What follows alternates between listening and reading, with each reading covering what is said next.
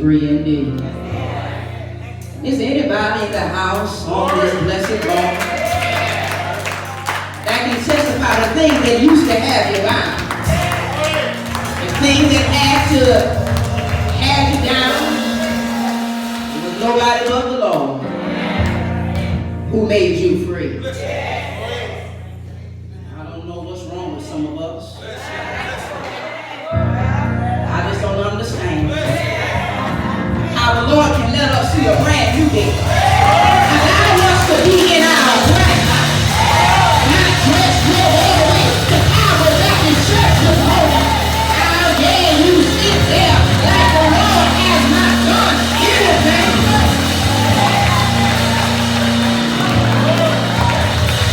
Oh, my brothers and my sisters, if you did not come in with a praise on the inside of you, you will stay at home and look at TV in. But sit in the house of the Lord. Lord, my God, raise up.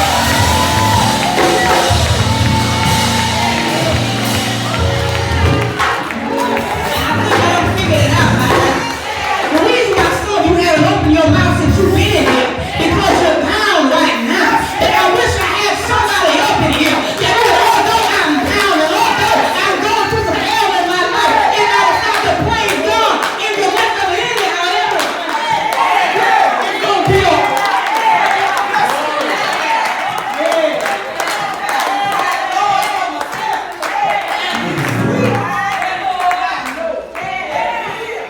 Let me calm down a bit now. I got the preach plate on. Look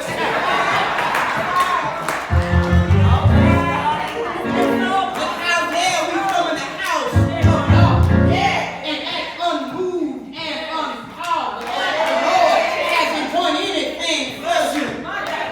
You better look at all you went through this week. I was enough to make you lose your mind right there. Nobody but the Lord. And so I say you are free on today. You're free to worship the true and living God. You're free to move to another. See, if for some reason your neighbor looking at you like something is wrong with you, you're free to praise the true and living God.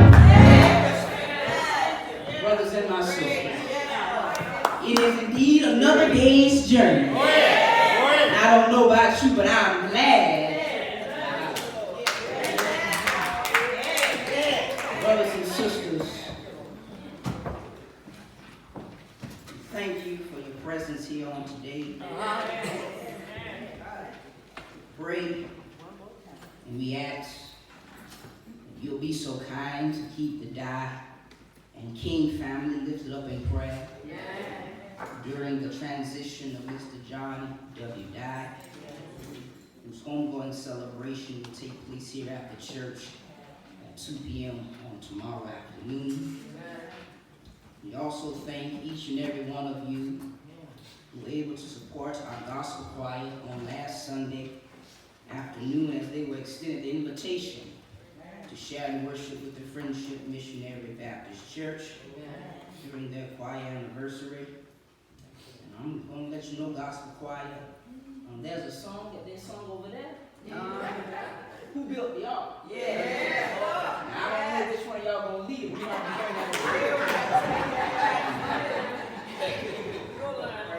hearing that. So thankful to have a few of our fabulous five here on today. And I'm gonna ask that they stand and we just praise God for them. Amen.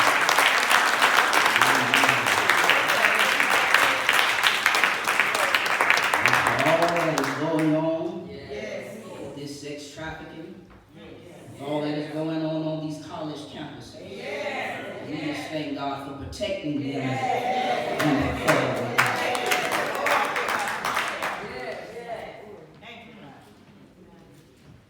Brothers and sisters, I dare not hold you long on today. There's a word from the Lord. I also give thanks to my Father for traveling this way to be with us on today. Let us give him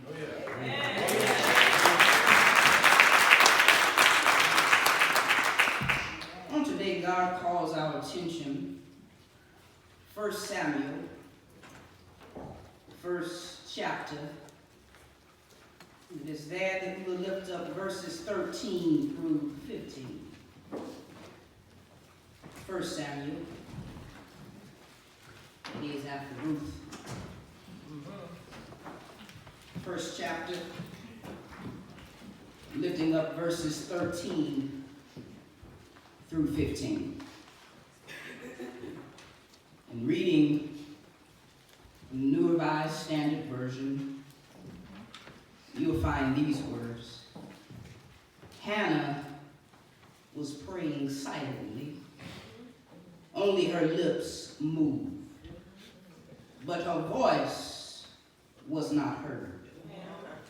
Therefore Eli thought she was drunk. So Eli said to her, "How long will you make a drunken spectacle of yourself? Put away your wine." But Hannah answered, "No, my Lord. I am a woman deeply troubled. I have drunk neither wine nor strong drink, but I have been pouring out my soul before the Lord." The word of God for the people of God. Thanks be unto God. Focusing on verse 15. But Hannah answered, "No, my Lord. I am a woman deeply troubled. I have drunk neither wine nor strong drink, but I have been pouring out my soul before the Lord." Brothers and sisters, for the few moments of our time together, I want to talk to you from the thought, I'm just trying to keep it together. Calvary, last Sunday we ministered from the thought, don't trip.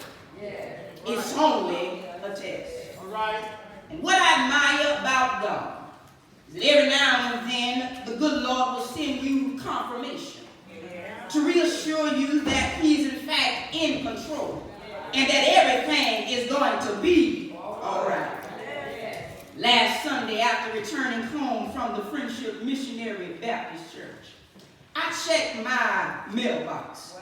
And upon opening my mailbox, I noticed that I had a package. This package, my brothers and sisters, was a 90-day walk with God. A daily devotional that was sent as a gift from Love a Child, a charitable organization that I recently partnered with. And beloved, one of the things that the Reverend Dr. Riggins Earl, professor at the Interdenominational Theological Center in Atlanta, Georgia, taught us, he said that whenever you read a book, don't be in such a rush to jump to chapter 1. But rather the best thing to do is read the introduction. Because in an introduction where you will gain a clear insight of the author, it is in the introduction where you can find important information regarding the content of that book. It is in that introduction that you can find the key words and where it is that she or he will explain and discuss in the pages to follow. So rather than jumping to day 1, I stopped by the introduction for a little while. And it's there that the author shared that upon starting their ministry in Haiti, just like Sarah, they too had to learn that there is nothing too hard for God. And just as I was reassured last Sunday evening, let me put a pin right here and reassure somebody under the sound of my voice that there is nothing too hard for the Lord. Sarah laughed and thought it was impossible to conceive due to the fact that her and Abraham were old in age.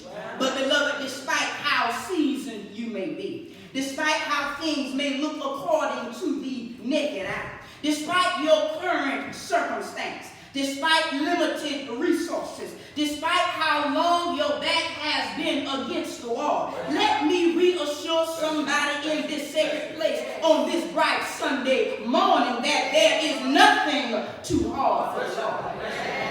My brothers and my sisters, having received a promise from God a year later, Abraham and Sarah would in fact give birth to that promise and have a baby boy by the name of Isaac. But Calvary, what do you do when you pray and year after year you still find yourself in the same barren, empty, depleted, exhausted, used up, unsuccessful, dealt yet another bad hand, hurting, lost, and confused situation. My brothers and sisters, let me introduce you to a woman by the name of Hannah. Hannah is simply in a place in her life where she's simply trying to keep it all together. And just like Sister Hannah, I believe that there are some saints in the house on this morning. That although you're dressed up on the outside, on the inside you're hurting, lost, and confused. You came here with a smile on your face.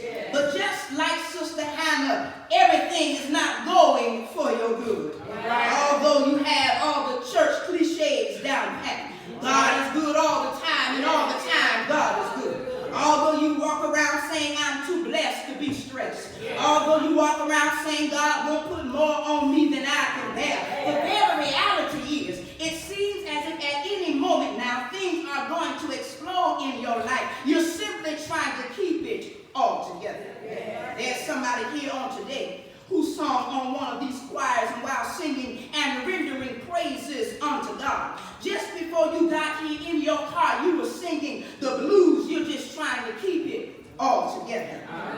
There's some church leader under the sound of my voice who is hurting on the inside because you think that you have to be strong for everyone else in the church. But you come to realize that you're at a point in your life where it seems as if you're at a dead end. You're simply trying to keep it all together.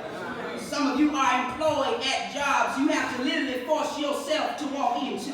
And the only reason why you're still there is because you have to provide for your family. You put in job application after job application. You've had interview after interview, but still yet nothing has seemed to work in your favor. You're just trying to keep it all together. There are some members here today who have tried their very best to take on the responsibility of taking care of a sick spouse, a sick relative, and still yet you're trying to battle your daily life affairs. There are some days when things are so overwhelming where you just feel like it's all over, but still yet you're trying to keep it all together.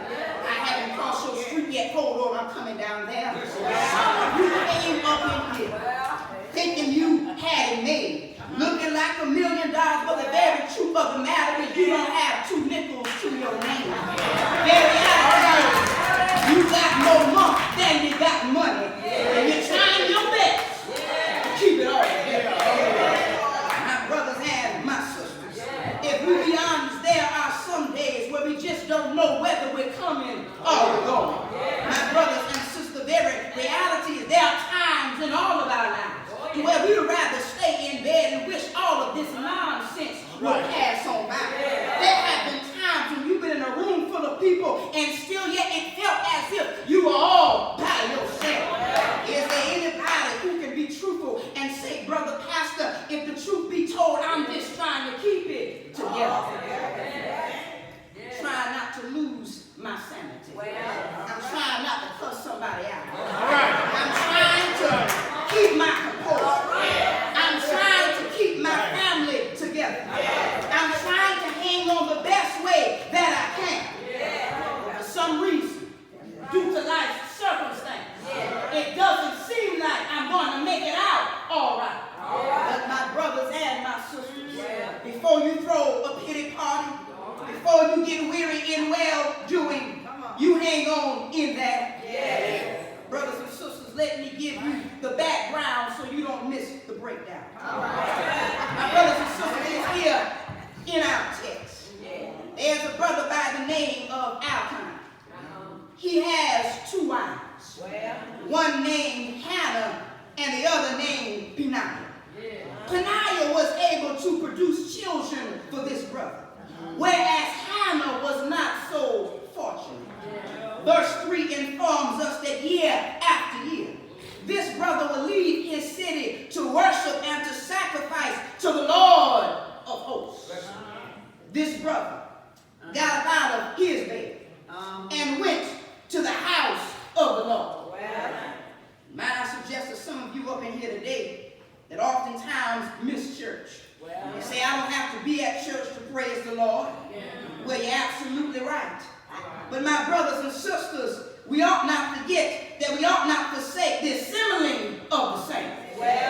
So my this young brother makes his way to the house of the Lord. Might I suggest to you that during this time, all Israelite men were required to attend 3 annual feasts: the Passover, the Feast of Weeks, and the Feast of Tabernacles. They would go to Shiloh because, my brothers and sisters, this was the location of the tabernacle. And this was the religious center of Israel at this particular time. So this young brother goes to these religious feasts, but watch this, he doesn't attend them by himself, but rather he brings his wives and children with him. May I suggest to somebody here on today that you ought not mind just coming to church by yourself. But every now and then you ought to pull back somebody in your house. Every now and then you ought to pull somebody from your workplace and bring them to the house of the Lord. Brothers and sisters, if you look at our text, anytime this brother would offer a sacrifice unto the Lord, he would give a portion to Peninnah, and then he would also give a double portion to Hannah. He gave a portion to Peninnah, but then turned around and gave Hannah a double portion. If you read the text will tell you that the reason why this brother gives Hannah a double portion is because he loves her even though her womb is closed. Might I suggest to somebody here on today that God still has a way of moving when it seems that things are closed in your life. This young brother wanted his wife Hannah to know that, baby, despite you being barren, I still see you. No wonder the songwriter said, Jesus is my portion. A constant friend is he. His eye is on the sparrow, and I know he watches me. I just have to stop by to tell somebody, you ought not be dismayed. Whatever you find yourself going through. Because not only does God see you, but God will in fact take care of you. Your cup may be empty. Baby, you just hang on in there. Peninnah was served first, whereas Hannah was served last.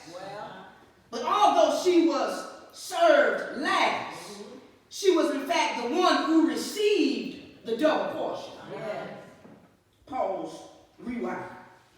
Peninnah was served first, but Hannah was served last. And although she was served last, she was the very one who received the double portion. And might I suggest to you, my brothers and my sisters, that although it may seem as if everyone you're connected to is being blessed first, although it seems as if doors are continuing to open for them, you just be patient and keep on holding it together, because your double portion is on the way. Hannah means favored. But isn't it interesting that although she's favored, and although her husband has blessed her with a double portion, she's still barren. And I don't know who I'm talking to on today, but there's somebody under the sound of my voice. You know the hand of God is upon your life, but still yet things seem barren. Your marriage is barren. That child of yours is barren. Your finances are barren. Church members are barren. Growth on your child, barren. Brothers and my sisters, don't give up on it until God puts his hands on it. Brothers and sisters, Peninnah is provoking Hannah. She's causing Hannah to grieve. She's causing Hannah to be in a place where it seemed as if God does not love her. Because year after year, she has not been able to conceive a child. My brothers and sisters, if you know what I know, every now and then you ought to watch folk, even when they sit on the same row as you. Because although there are some folk who claim to love the God that you love and worship the God that you worship, they'll try to provoke you. They'll try to tick you off. They'll try to work your ever-loving nerves. What my grandmother told me, said, son, don't you worry, don't you fret, because there are always some people that's going to make you stay on your knees. All I'm trying to tell somebody here at Calvary Baptist Church, I don't know who's provoking you. Maybe it's somebody in the church house. Maybe it's somebody even in your own house. Maybe it's somebody at your workplace. But baby, whatever you do, you just hang on in there. Year after year, Hannah has found herself in the same predicament. Watch this, Calvary. Every year they go to this festival, she always receives her double portion. But the problem is, she never can partake in the double portion because she's always weeping instead of eating. Every year, her husband blesses her with a double portion. But she can't enjoy it because she's weeping. My brothers and sisters, Hannah was so focused on that negative Negro that she paid little attention to the double portion that she was blessed with. Come here, if you will. And all I'm trying to tell you on this moment is that you ought not get so fixed on people. You ought not get so fixed on your circumstance that you forget to thank God for the things that are going well in your life.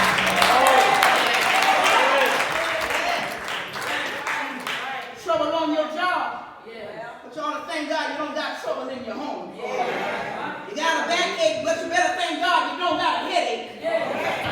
May not live in the finest home, but you better thank God you got a roof over your head. You may not have the newest car or the finest car, but you better thank God that you got a little putt-putt to get you from point A to point B. Stop worrying about the petty things of life and learn how to praise God for the things that are going well.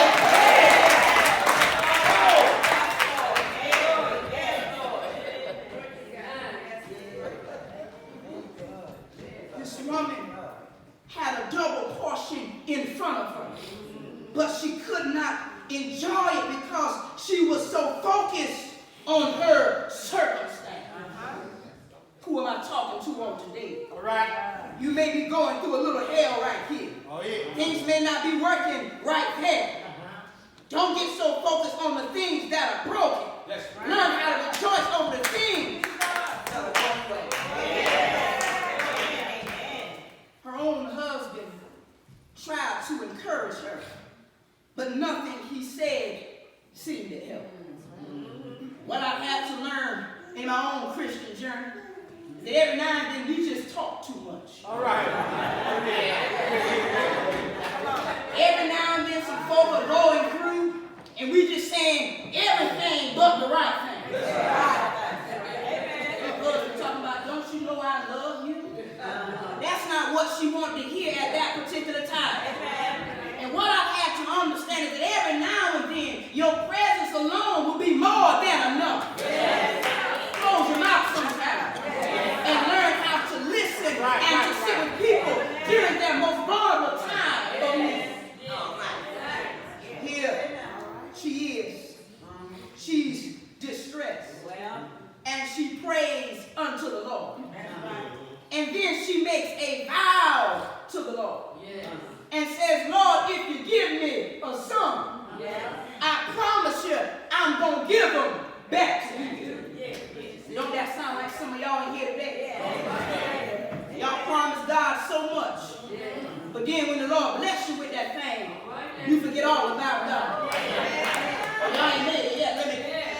New Year's going to come around. And you're going to say, Lord, if you do this, I promise I'm going to do that. Now I suggest that you don't got to wait until New Year to call on that name that is above everything. You don't have to wait until the New Year for the Lord to do something new in your life.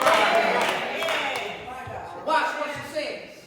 She says, Lord, if you bless me with a son, I'm going to give him back to you. And the problem with us is that when the Lord blesses us, we forget all about him. There are times in our lives where we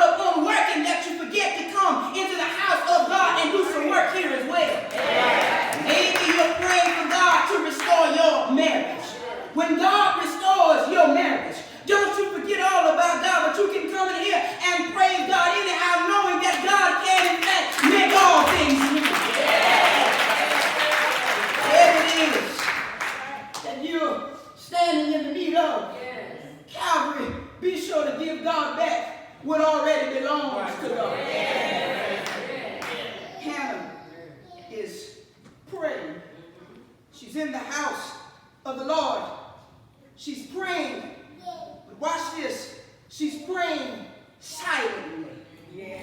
And only her lips are moving. And her voice cannot be heard. What I've come to realize, my brothers and sisters, every now and then you got to watch out for those folk who always want to make noise. But every now and then, if truth be told, you won't be able to get a word out. Every now and then, mama say, you got to moan sometimes. Because when you moan, the devil don't know what to say. And so here, Hannah is in the place. She's not saying a word, but her mouth is moving.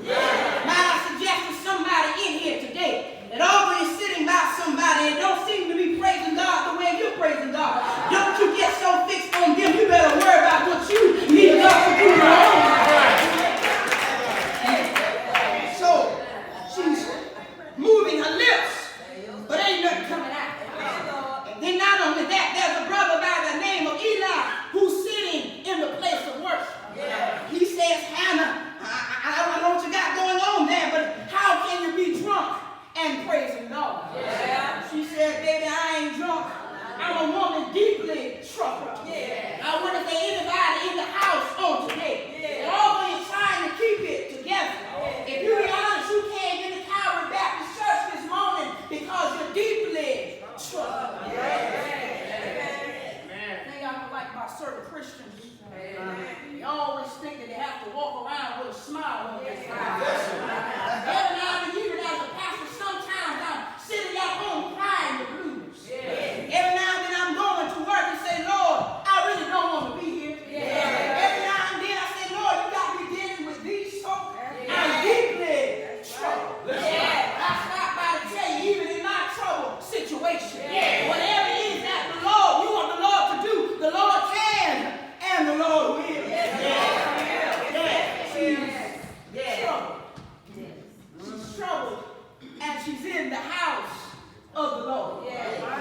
Watch this out. They think that she's drunk. She says, no, Eli, I'm not drunk. I'm just troubled in spirit. She said, no, I haven't been drinking no strong drink. I haven't been drinking no wine. I've been pouring out my soul before the Lord. I suggest to somebody here on today, a lot of times we go to people for our problems, only to find out that they can't help us. Many times we go to drugs and alcohol, but that won't help us. Here Hannah says, Eli, I haven't been drinking no Henny. I haven't been drinking no Patron. I haven't been drinking no Grey Goose. I know y'all saved and sanctified right now, but I know what y'all be drinking at home. So Anna says, no, I haven't been consuming any alcohol beverage. I've just been pouring out my soul unto the Lord. The only thing I had to stop by to tell somebody on my way to glory is that although you're trying to keep things together, although things may seem chaotic in your life, and although it seems as if your test is lasting a little too long, baby, whatever you do, you better come running to Calvary Baptist Church, pouring your heart out to the true and living God. Hannah was not worried about Eli. Hannah was not worried about anybody in that place of worship. Hannah knew what it is that she stood in the need of, and she wasn't going to let no negative Negro stop her from getting the very thing that she needed from God. All I had to stop by to tell you, I don't know what you need. I'm not going to let nobody stop me from getting what it is that I need from the Lord. Year after year, she got laughed at. Year after year, she had blessings in front of her, but could not see it. Year after year, she was provoked by somebody even living under the same roof as her. All right. My brothers and sisters, whatever you do, you keep on coming to Calvary. I'm not going to tell you next Sunday everything is going to be all right. tell you about the new year, everything's going to be fixed. Yeah. But what I can tell you is that when you come to church with your mind stayed on Jesus, when you come to church not learning about your neighbor, when you come to church not learning about gospel, what she got on and what he got on and why pastor doing this and why pastor that. No, when you come to the house of God with your mind concentrated on the Lord will begin to work wonders in your life. How do you know? Because I tried the Lord for myself.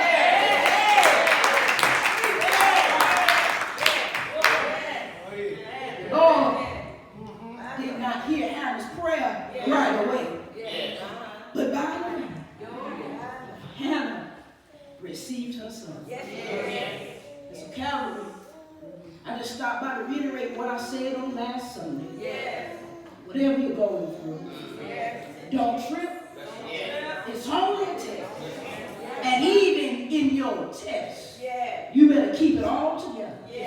Because the good Lord will step in right when you think like all hell is breaking loose. So what do you need the Lord to do? Are you going to pour out your spirit? Are you going to come here with your mind focused on the Lord? Whatever you need the Lord to do, pour out your spirit. And know that while you're pouring out your spirit, the good Lord will begin to pour out blessings. Calvary, you're free on today. But what good is it for you to know that you're free and still act like you're in bondage? You're free. And so when you're free, you can keep it all together. Knowing that the good Lord will not put more on you than you can bear. Let us stand.